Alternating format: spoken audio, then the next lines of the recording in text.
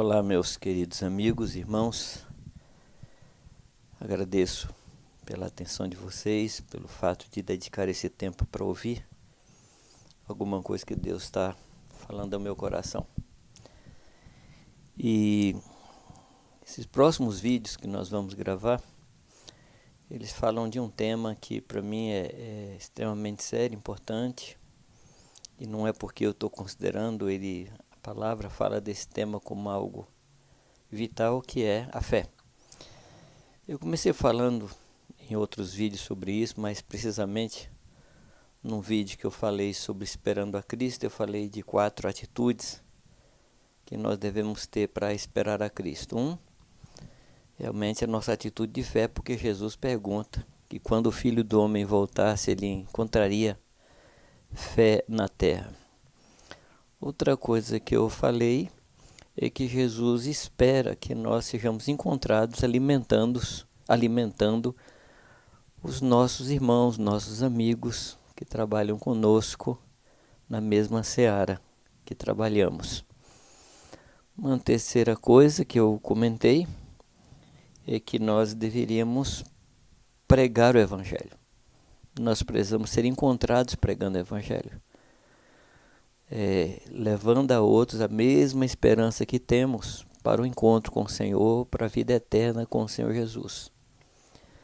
E a última coisa dos 4 pontos é a questão da santidade, porque sem isso nós não veremos a Deus.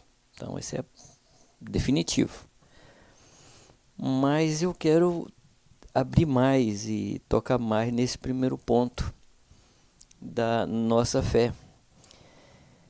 Tem me impressionado, tenho não somente impressionado em termos do que a gente vê na Escritura, mas tem impressionado porque a gente passa e está passando por situações que, se não fosse a fé em Deus, se não fosse a confiança no Senhor, como diz a palavra, há muito a gente teria sido consumido. Então, a nossa fé é muito importante, né, para a nossa própria sobrevivência. Então eu gostaria de começar lendo 2 textos. Um que está no versículo 3 da carta de Judas, né? Você sabe, Judas tem um capítulo só, então são versículos, não são capítulos. O versículo 3 diz: Amados, quando eu empregava toda a diligência em escrever-vos acerca da nossa comum salvação, foi que me senti obrigado a corresponder-me convosco, exortando-vos a batalhar diligentemente pela fé que uma vez por todas foi entregue aos santos. Esse é o primeiro texto. O segundo texto é a primeira carta de João, capítulo 5, versículo 4, que diz: Porque todo o que é nascido de Deus vence o mundo. E esta é a vitória que vence o mundo, a nossa fé. Então, no primeiro texto, fala para a gente batalhar por uma fé que nos foi entregue. O outro texto, muito forte, tanto quanto esse primeiro, fala de uma arma da fé como arma que vence o mundo. Primeiro ele diz que todo que é nascido de Deus vence o mundo, e depois ele fala que o que vence o mundo é a nossa fé. Então eu creio que é um assunto extremamente sério. Eu não sei se eu vou conseguir falar com a gravidade que esse assunto tem vindo ao meu coração, mas o Espírito que está me inspirando é o Espírito que vai inspirar a cada um de vocês a meditar nisso e ter revelação disso. É o mesmo Espírito, então eu confio no Senhor para isso. Agora, eu quero começar a falar sobre uma impressão que eu tenho. Eu tenho impressão que, de uma certa forma, a gente vulgarizou esse assunto, a fé. Eu acho que a gente transformou isso em algo comum. Por exemplo, algumas coisas que a gente fala. A gente diz assim: eu tenho fé que isso vai acontecer. Isso não foi alguma coisa que a gente ouviu de Deus, mas é a expressão de um desejo, né? E não uma certeza. Algumas vezes a gente se depara com situação de enfermidade e a gente diz assim: com fé em Deus o doente vai levantar. Ou seja, confundimos fé com um forte desejo de que alguma coisa aconteça, porque nós fomos movidos de um sentimento de compaixão, de pena, de dó. Então a gente usa isso, né? Com fé em Deus ele vai levantar. Uma outra coisa que a gente fala, que é beira a loucura, a gente diz assim: eu não sei o que fazer, então eu vou fazer pela fé, eu vou dar um passo de fé, querendo dizer ou dando a entender que fé é um passo no escuro. E quem ainda não ouviu pessoas falarem assim: eu estou vivendo pela fé, querendo dizer que não tem um salário, não tem um sustento regular. E o pior, que algumas dessas pessoas, e poucas dessas, né, graças a Deus, falam isso, né, na expectativa de que a gente, ouvindo isso, a gente se mova para fazer alguma coisa em benefício dela.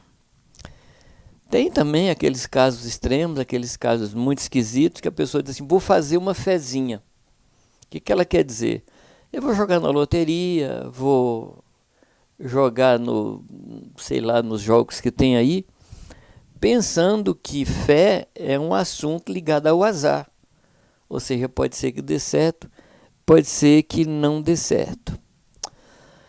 E um grave momento, uma grave situação, é quando a gente escuta na igreja ensinos de pessoas que tentam nos levar a ter fé na fé. Este ensino é mais ou menos como se fosse assim um esforço para gerar um sentimento na gente, como se fosse pensamento positivo. Não, você tem que ter força, você tem que se concentrar para você, enfim, ter fé. Eu não sei como acontece isso, honestamente eu não compreendo. Ou seja, isso fala de um esforço para crer. Agora, me parece que a fé não exige um esforço para que a gente creia. Ou a gente tem fé, ou a gente não tem fé. A fé, amados, ela é a mais poderosa força que Deus colocou à nossa disposição para vivermos, escapando da morte, mas também para vivermos da maneira que Ele deseja. Não existe nada mais poderoso na face da terra que a fé. Gente, é um negócio tão poderoso que eu vou falar uma coisa que não é tão poderosa, que é a capacidade de falar uma montanha, sai daqui e se joga no mar. Eu estou dizendo que isso não é tão poderoso porque uma demonstração de mais poder da fé é que a fé é capaz de nos fazer ressuscitar. A fé é capaz de nos tirar da morte para a vida, de mudar o nosso destino eterno. Então, ela é capaz de mover montanhas, ela é capaz de nos curar, ela é capaz de nos libertar, nos santificar, muda o nosso dia a dia, nos dá vitória, nos faz viver de maneira que agrada a Deus, pois sem fé é impossível agradar a Deus. Então, com muito temor, eu me proponho a estudar as Escrituras para descobrir o que elas dizem a respeito da fé. Eu entendi, amados, que isso é imperioso, por causa de somente duas coisas. Como viver em um século de tantas informações, e também por causa da pergunta que o nosso mestre, o nosso amado Jesus, faz: contudo, quando vier o Filho do Homem, achará porventura fé na terra? Então eu creio que é muito importante a gente entender esse assunto.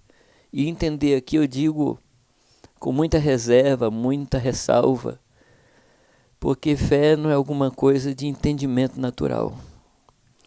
Muito bem. Com esse desejo profundo de agradar ao Senhor e com uma angústia séria de ser encontrado pelo Senhor, com meu coração cheio de fé, nele mesmo, é que tenho procurado me aprofundar nesse tema, que é mais que um tema, é uma forma de viver e de, acima de tudo, agradar ao Pai. Muito bem. Então, a primeira coisa que eu quero falar é desse tempo que nós estamos vivendo, que é um tempo de crises, um tempo de guerras, e é um tempo que estamos numa crise sem precedente. A gente nunca passou por um momento como esse que estamos passando. E que na realidade não é uma crise, mas é um conjunto de crises. Crise de saúde, uma crise econômica e financeira, é uma crise política, quase uma crise institucional, crise de identidade da igreja, que por causa da falta de compreensão de quem ela é, ela se envolve em outras crises, sem ter uma solução prática a oferecer. Então ela se envolve em campos para os quais não é chamada. Ou seja, uma igreja hoje que não se define, uma igreja hoje que não é capaz de dizer de si mesma o que é que ela é. Então ela adota nomes, adota identidades, adota maneiras de pensar que não são o que Deus orienta, que não é o que Deus dá, que não é o que Deus inspira. Então, meus amados, na realidade a gente está em tempo de guerra. Mas antes da gente começar a falar de tempo de guerra ou de tempo de lutas, é muito importante que a gente entenda em qual luta a gente deve se envolver, qual guerra a gente deve lutar, deve guerrear, e também quais armas a gente deve usar. Eu quero ler alguns textos que falam de guerras. O primeiro texto é um texto que Saul ele fala para Davi, porque ele está muito insatisfeito com Davi, que Davi está crescendo em glória, Davi está crescendo na consideração do povo.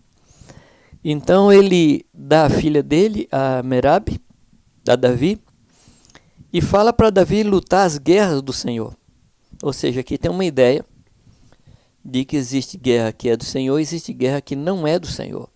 Então Davi, aliás Saul, ele fala isso, né? Que Davi deveria lutar as guerras do Senhor. Mas o texto vai mostrar que Saul não estava interessado que Davi vencesse. Davi estava interessado que Saul estava interessado que Davi, ao entrar numa guerra que ele acreditava que era as guerras do Senhor, numa guerra dessa ele seria morto. Uma outra palavra é a palavra de Abigail, que veio a ser depois uma das mulheres de Davi. Quando Davi está caminhando para matar Nabal, esta mulher se encontra com ele e fala para ele, chama a atenção dele para que tipo de homem ele é, que ele não deveria descer o nível dele, se envolver naquilo lá, porque Davi era um homem que guerreava as guerras do Senhor. Aí ele fala, Nabal, ele é assim como o seu nome, né, filho de Belial. E você, Davi, você está atado aos feixes dos que temem ao Senhor. Ou seja, Davi não entra nessa, porque isso não é uma guerra de Deus. Então, vai para as guerras de Deus. Então, você percebe essa mulher com uma visão fantástica, né? Depois disso, quando os filhos de Israel eles vão subir para guerrear, eles mandam perguntar quem deveria pelejar primeiro contra Benjamim. Ou seja, eles entendem que existem guerras do Senhor e também existe uma orientação de Deus para quem é que deve guerrear, quem é que deve naquele momento subir. Então há um entendimento de que existem guerras do Senhor e guerras que não são do Senhor. Quando o Jaziel ele vai aconselhar Josafá naquele enfrentamento contra os reis inimigos dele, ele dá orientação a Josafá para subir, mas ele diz assim, olha, não tema, nem se assuste, pois a peleja não é vossa, senão de Deus. Então esses textos aqui que eu estou citando, eles mostram, queridos, que existem guerras que são do Senhor e guerras que são nossas. As guerras que nós estamos lutando são guerras que nós provocamos ou guerras que Deus nos envolveu nelas? Se as guerras que nós estamos lutando são guerras do Senhor, certamente Ele vai nos orientar e vai nos dar as armas necessárias para que cheguemos a um triunfo. Então existem lutas que são do Senhor e lutas que são nossas. Lutas que nós provocamos por nossa insensatez, nossa soberba, nosso orgulho, nossa impaciência. Às vezes a gente não espera que Deus faça. Eu já ouvi alguém falar: Deus, se o Senhor não fizer nada, eu vou fazer. Ou seja, impaciência e loucura, né? Guerras que algumas delas são produzidas pela nossa própria natureza pecaminosa. E se esse tipo de guerra é a guerra que a gente está enfrentando, amados, certamente nós vamos enfrentar as consequências disso. Nós não vamos ficar livres das consequências. Agora, existem lutas que são por causa do ministério, por causa da igreja, por causa do Senhor, por causa da obra do Senhor. Então, nesse caso, nós vamos ouvir o que Josafá ouviu, que essa peleja não é nossa, é do Senhor. Há uma palavra do profeta para Davi, quando Davi está querendo construir a casa para o Senhor, vem a palavra de Deus e diz que ele não pode construir porque ele tinha mãos de sangue, porque havia lutado em muitas guerras. Eu acho que no primeiro momento Davi, ele fica pensando: puxa vida, eu estava lá atrás do rebanho, cuidando de ovelha, não me ofereci para ser rei, e Deus me chamou, e agora eu estou querendo construir uma casa para o Senhor. Ele diz que eu não posso fazer porque tem mãos de sangue, né? Eu estou me dando liberdade de pensar em alguma coisa que Davi poderia ter pensado. Só que Deus fala para ele: guerras que você lutou na minha presença, como está em 1 Crônicas 22:8. As guerras que Davi guerreou foram feitas na presença do Senhor. Eram guerras do Senhor. Por isso Davi teve vitória. Meus amados, meus queridos irmãos, que Deus nos ajude a, quando chegar diante de nós uma guerra, uma peleja, uma luta, que a gente pare para pensar: essa guerra é uma guerra do Senhor ou é uma guerra minha? Que Deus nos ajude.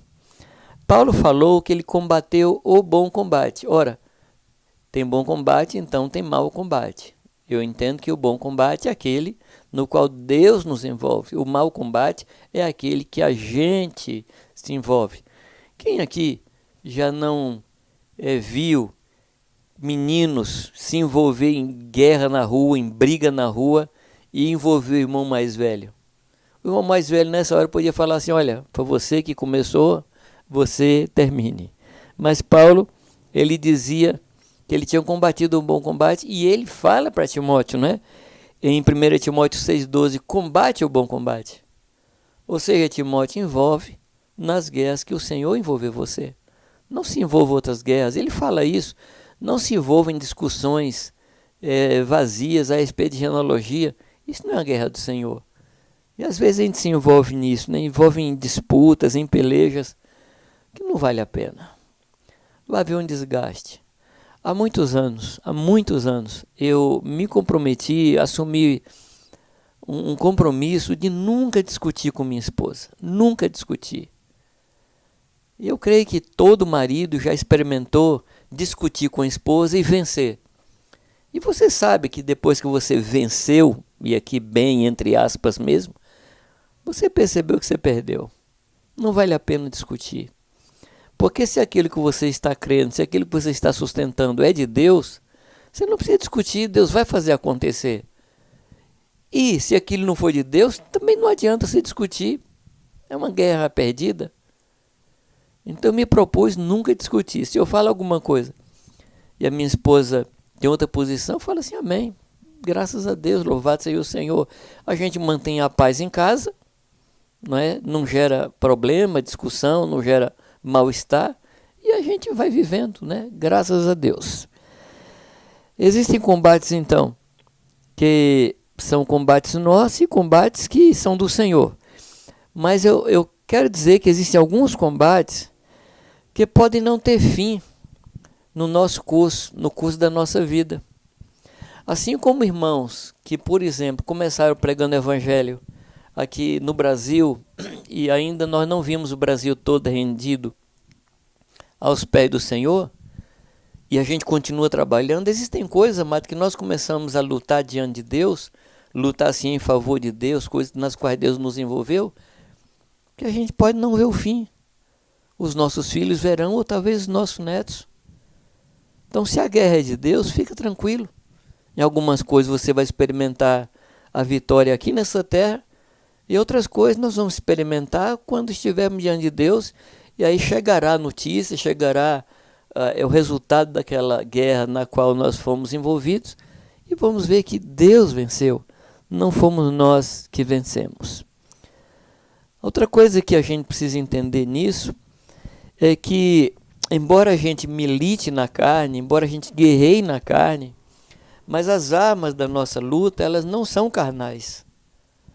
Elas são poderosas em Deus, para que a gente vença, não na carne, que a gente comece a lutar no Espírito e termine no Espírito, como está escrito em 2 Coríntios 10:4, porque as armas da nossa milícia não são carnais, mas sim poderosas em Deus para a destruição das fortalezas, destruindo os conselhos e toda altivez. E conselho aqui em outra versão fala de sofismo, né? E toda altivez que se levanta contra o conhecimento de Deus, e levando cativo todo entendimento ou todo pensamento à obediência de Cristo. Efésios capítulo 6, verso 12, diz: porque não temos que lutar contra carne e sangue, mas sim contra principados, contra potestades, contra os príncipes das trevas deste século, contra as hostes espirituais da maldade nos lugares celestiais. Bem, antes de falar das armas, eu quero dizer para vocês que nós temos 3 grandes inimigos, 3 grandes e terríveis inimigos que pelejam contra a nossa vida. O primeiro é a nossa carne pecaminosa, a nossa natureza caída, que nós carregamos. É aquela coisa que Paulo fala: quem me livrará do corpo desta morte? A nossa carne. Não carne, pele, sangue, mas a natureza nossa, que foi cravada na cruz, mas que nós precisamos fazê-la morrer dia após dia. Paulo fala isso: se já morremos com Cristo, devemos fazer morrer essa natureza pecaminosa todos os dias, que é a nossa vontade, é o desejo de fazer aquilo que a gente quer. A segunda coisa, amados, é o mundo. São as circunstâncias, são os ataques que nós recebemos. Nós estamos num mundo que foi entregue a Satanás. Então tudo aquele que nos envolve, que está ao nosso redor, se tornou nosso inimigo, se tornou coisas que lutam contra a nossa vida, nos tentando derrotar. A circunstância da vida, a velhice, as dores, as enfermidades, as doenças, isso se tornou também um inimigo nosso. E por último, o nosso terceiro grande inimigo é o próprio Satanás. Agora, com o que Satanás conta? Satanás conta com as circunstâncias da vida e com nossa carne. Agora, Deus nos fala, amado, que se nós nos sujeitarmos a Deus, esse inimigo vai fugir de nós. Então, eu tenho a impressão que o nosso pior inimigo é a nossa própria carne. Muito bem. Agora, quais são as armas que Deus tem nos dado? Quais são as armas que Deus tem colocado à nossa disposição?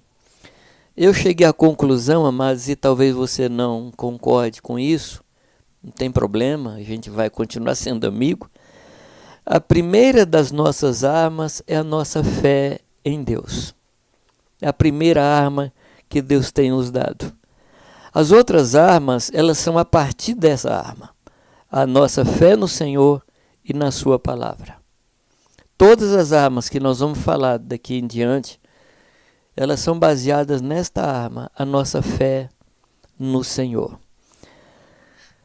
Uma arma que vem sobre a fé, a primeira aqui que eu coloco em termos de ordem, de importância mesmo, é a oração. A oração, ela é, antes de tudo, uma profunda declaração da nossa dependência do Senhor. Quando a gente ora, a gente está dizendo a Deus, Deus, eu não sei o que fazer. Eu não sei como sair dessa. Eu não sei qual é a resposta disso. Então eu estou buscando no Senhor. Porque os recursos que eu tinha são esgotados, são ineficazes. Então estou buscando o Senhor. Então a oração, amados, ela é a primeira coisa que é a oração, é a minha declaração de uma profunda dependência no Senhor. É uma disposição diante de Deus para fazer conhecidas diante dele aquilo que me perturba, aquilo que me causa ansiedade. É isso que Paulo fala, né? Que a gente tem que fazer conhecido diante de Deus tudo aquilo que nos causa ansiedade, para que a gente não fique ansioso por coisa alguma. Então existe a oração, que é aquela oração que eu me abro diante de Deus e faço conhecida diante de Deus o que me causa angústia, o que me causa dor, o que me causa ansiedade. E existe também a oração intercessória, que é aquela oração que me faz entrar nos sapatos do meu irmão, que me faz sentir a dor do meu irmão, que a Bíblia chama de compaixão, que me faz sentir a tristeza do irmão. Então eu chego diante de Deus, não sozinho, mas chego com o meu irmão diante do Senhor. Então a primeira arma apoiada na fé é a oração. Uma outra arma, queridos, que é a fé na justiça de Deus. Fé na justiça de Deus significa que eu sofro injustiça, eu sofro ataque, eu sofro afronta dos meus inimigos, mas eu sei que o meu Redentor vive. Eu sei que Deus está do meu lado. Eu sei que Deus me fez seu filho e está disposto a me defender em tudo. Porque aquele que não negou o seu próprio filho, me dando seu filho, ele certamente me dará todas as coisas que me conduzem à vida e à piedade. Isso fala da justiça do Senhor. Uma outra coisa, queridos, é que a justiça de Deus é que me leva ao batismo. O batismo é uma manifestação da justiça de Deus, porque se um morreu, logo todos morreram. E eu experimento isso pelo batismo. O batismo é a minha declaração de fé na morte de Cristo. Eu digo, o Senhor morreu, então eu me batizo, ou seja, eu sou batizado, então eu sou mergulhado na morte de Cristo. Então é uma declaração de que eu creio na justiça do Senhor. Em cima disso, amados, a terceira arma que eu estou colocando aqui é o meu testemunho, palavra de testemunho. Eu declaro que a morte de Jesus é suficiente. Esse é o meu testemunho. Eu declaro que o sangue de Jesus já me purificou de todos os meus pecados. Isso é fé em Deus. Eu declaro que eu fui sepultado com Cristo. Isso, amados, é vitória contra Satanás. Eu estou morto e estou ressuscitado com Cristo. A próxima arma são os dons espirituais. Os dons espirituais foram dados por Deus para minha edificação. E eu não posso prescindir, eu não posso dispensar esses dons que Deus tem me dado, que são armas, são ferramentas que Deus tem colocado à minha disposição. Muito bem, a gente vai parar aqui agora, não é? E a gente vai passar para outra parte, continuando um pouco ainda a falar das armas que Deus tem nos dado. Que o Senhor nos abençoe.